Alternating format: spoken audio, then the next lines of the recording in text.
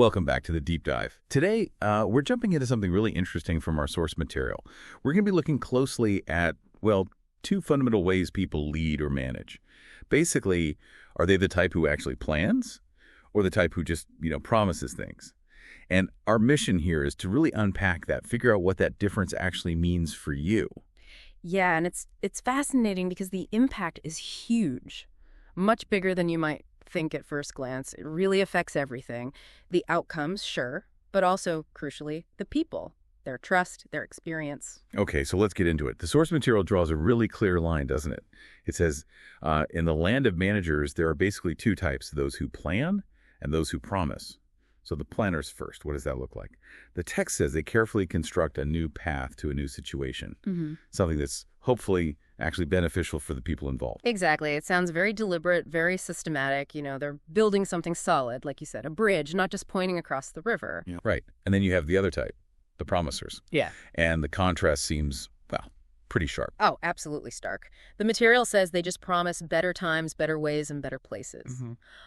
And this is the key bit. It says they do none of this careful work. None of the planning. None of it. They skip the groundwork. Just the big, shiny promise. Which brings up a really powerful question from the source, I think. Why do people buy into it? Why do they fall for just promises, especially if maybe the track record isn't great? Well, that's where it gets quite deep psychologically. The text suggests it taps into a fundamental human need. Hope. The desire for things to be better. It puts it very simply. People believe because they need those promises to become real. Okay, so it's that vulnerability, that need for hope. Precisely, and that need can make us, well, susceptible to assurances even when they lack real substance. And the material points to a pretty cynical motive behind some of this promising, too. Yeah. It says, if these wishes don't have a real plan, they will never become real. And for some promisers, if it's not in their immediate interest, why bother with the hard part, the planning? Yeah, the text even hints at manipulation, doesn't it? Suggesting they might just need your support for a little time. Right. Maybe planning to disappear or make those others disappear once they get what they want.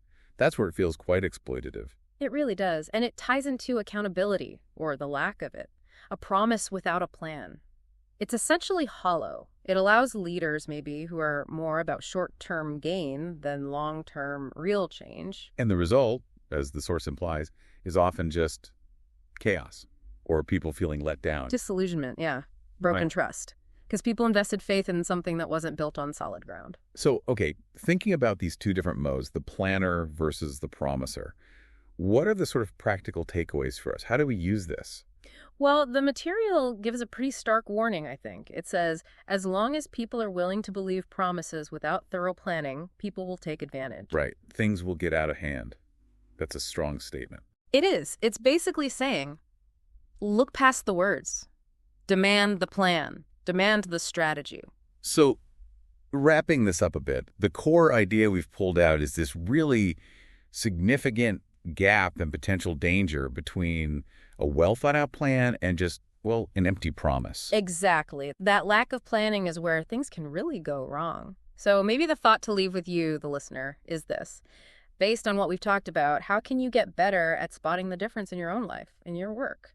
Distinguishing the genuine planner from someone who's just selling a promise. And maybe also, what's your role in demanding that substance, in supporting the plan over just the assertion so we don't get caught in that cycle? A really important question. Definitely gives you a new lens to look through.